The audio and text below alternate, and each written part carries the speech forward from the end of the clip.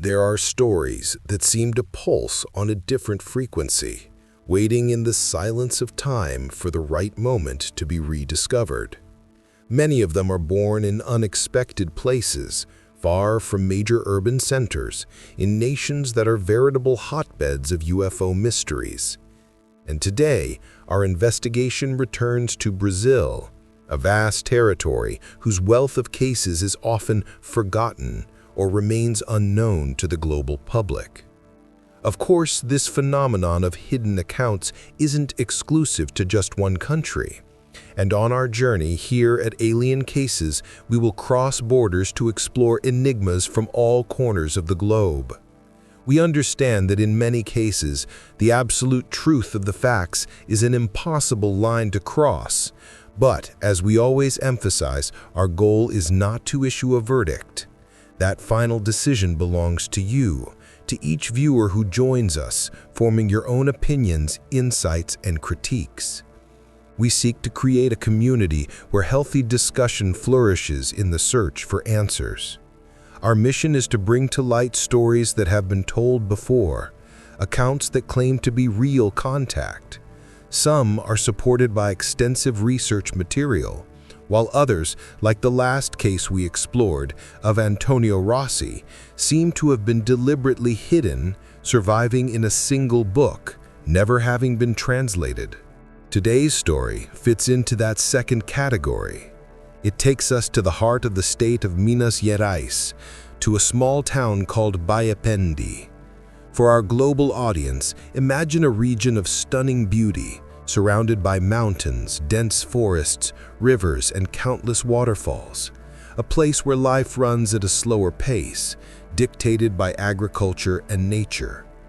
It was there, in 1979, that the routine of a simple countryman was permanently shattered by an event that would transform a mundane object, a hunting bag, into a cosmic artifact.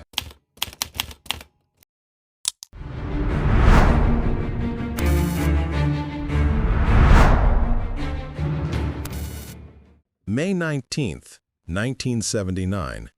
The day dawned clear and hot, a perfect Saturday for the routine activities of rural life.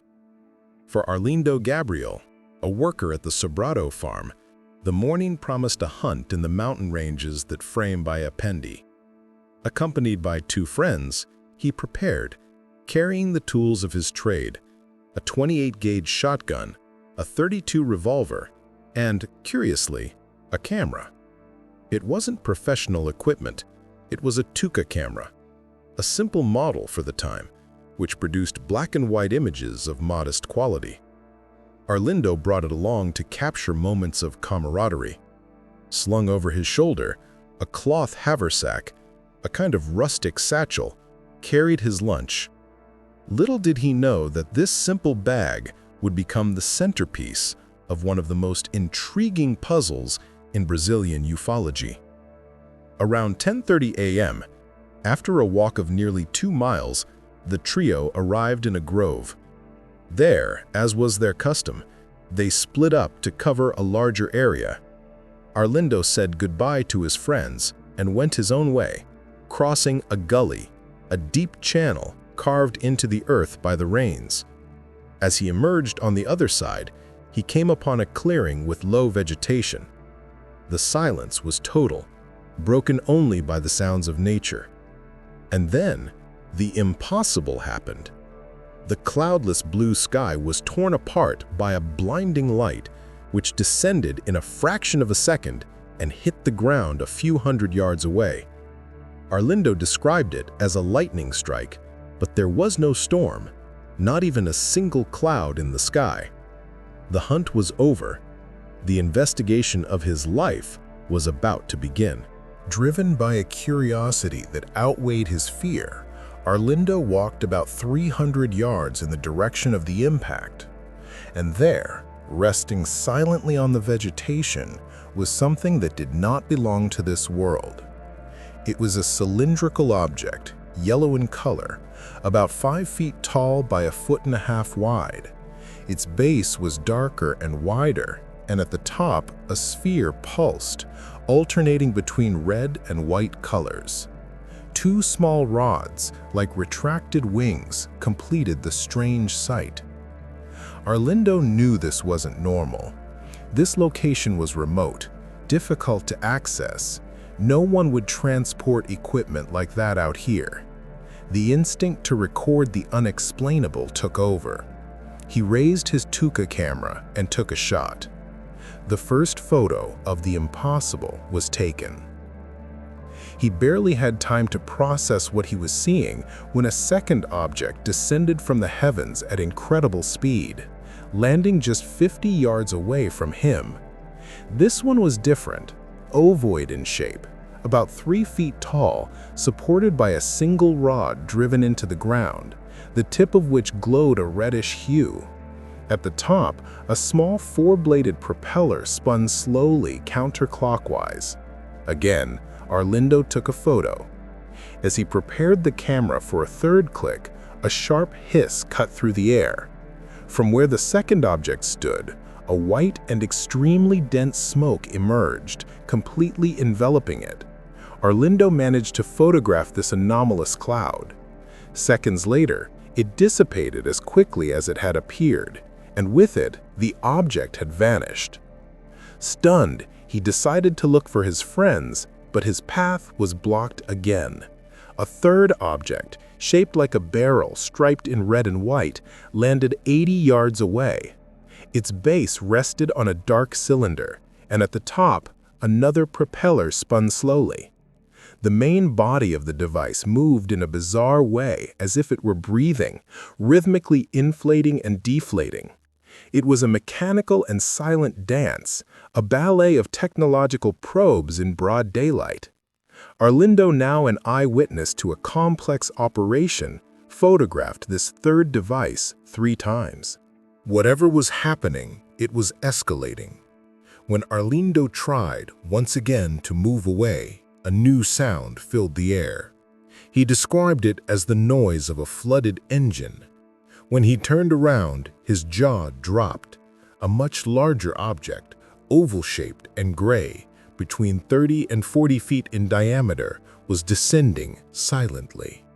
It had a side structure resembling a fin and 2 dark square openings, which he interpreted as windows. The mothership had arrived. The hunter raised his camera one last time.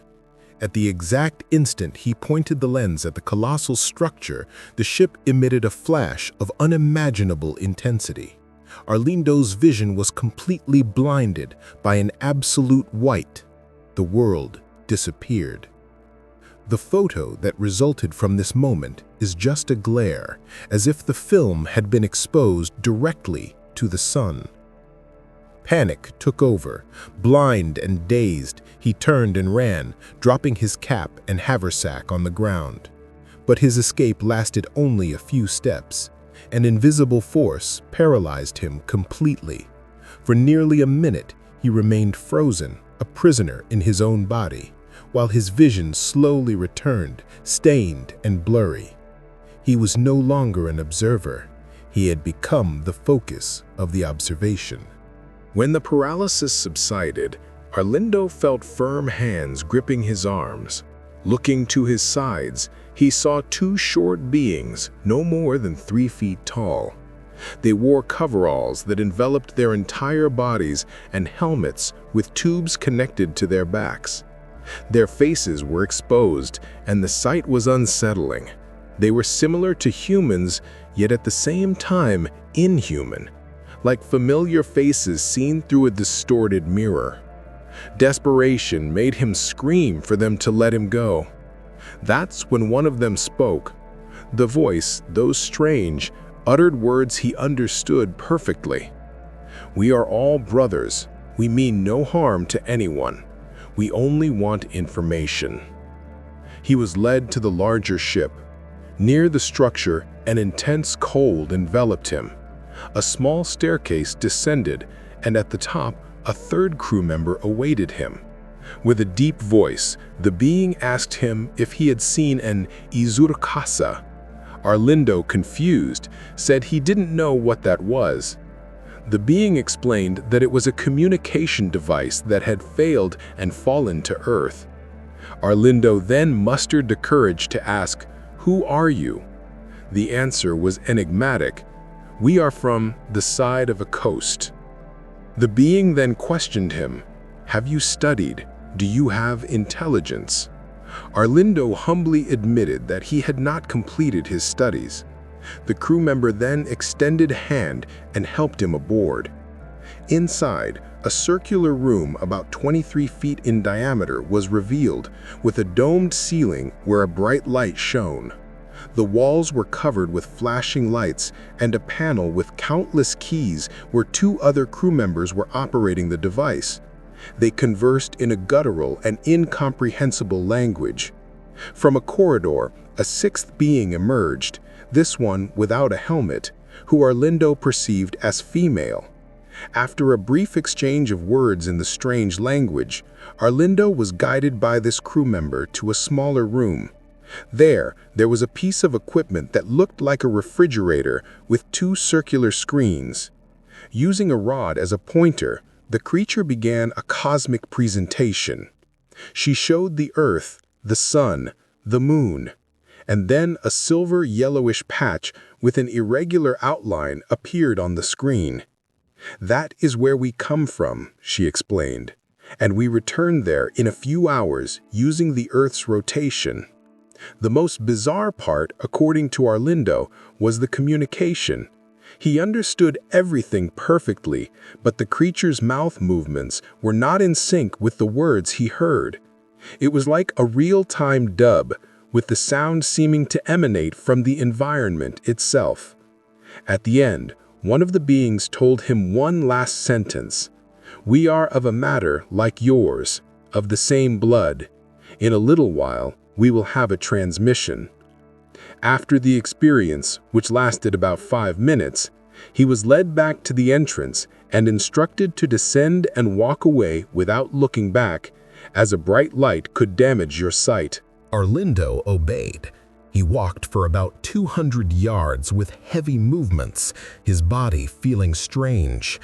When he finally felt free from the ship's influence, he ran, finding his friends, who, deep in the woods, had seen and heard absolutely nothing. At first, he only told part of the story, omitting the abduction, fearing ridicule. When they returned to the site, the evidence was there: circular marks on the ground, scorched grass, and the hole left by the stake-like probe.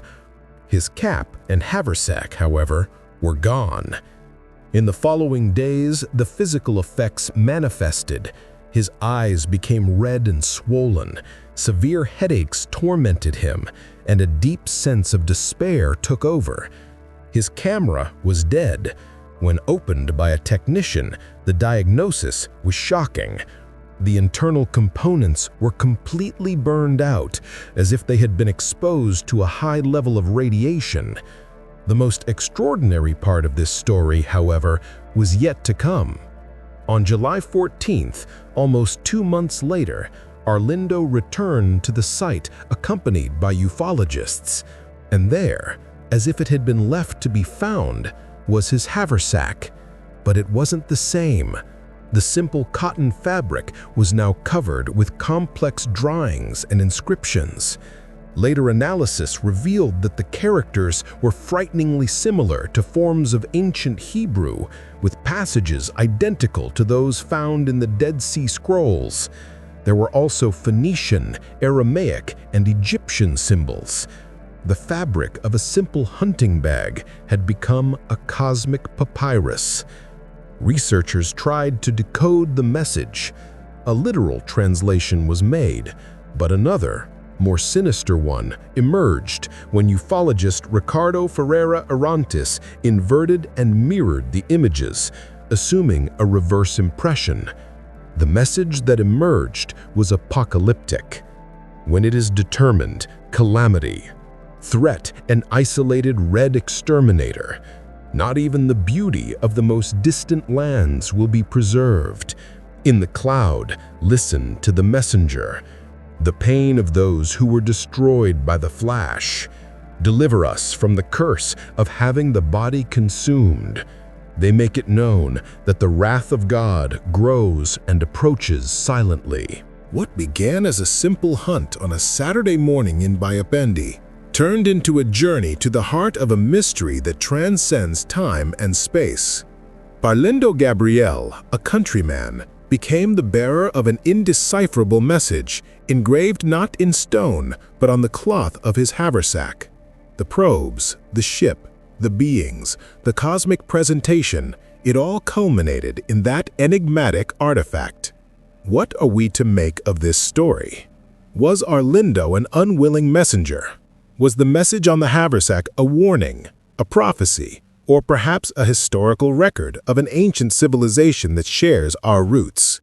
The complexity of the symbols, harking back to some of humanity's oldest languages, only deepens the abyss of questions. How could a man with little education conceive of something of such magnitude?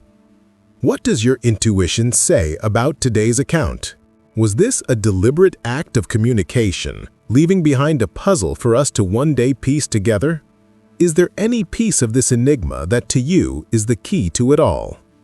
Every like on this video is a bright signal to the algorithm, showing that the exploration of deep mysteries like this must continue.